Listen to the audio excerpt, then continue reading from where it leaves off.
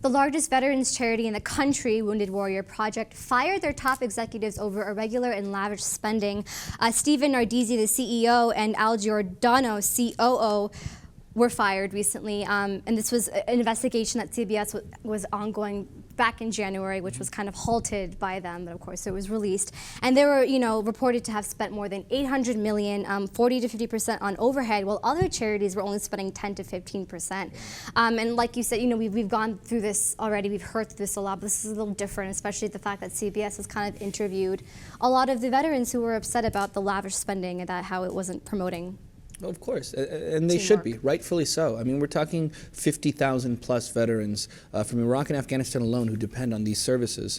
And to hear that in 2014, Wounded Warriors made $300 million in donations alone, and only 60 or 50% of that is going to the vets. It's very sad because, I feel that, oftentimes they're neglected and the country uses them. We use them for what they need. They go out, they risk their lives, they risk their safety, their limbs, everything. They come back and screw you, you're on your own kind of thing. Yeah. So for that reason, it's extremely, extremely sad. Now, I understand that you do have to spend money as a charity to make money, right? You have to have dinners and you have to put on certain events, right? And those things cost money, I understand. But then you compare, their 50, 60% rate to what they're giving to the vets compared to others who are giving in the 90s. Yeah. Well, hold on. There's a big difference. Yeah, that definitely does raise some eyebrows. I mean, you have to compare those statistics.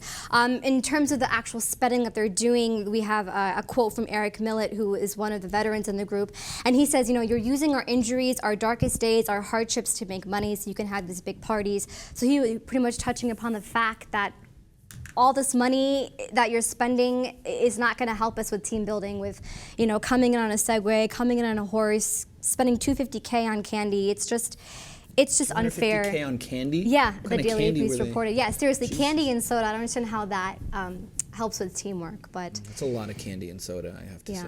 It certainly is.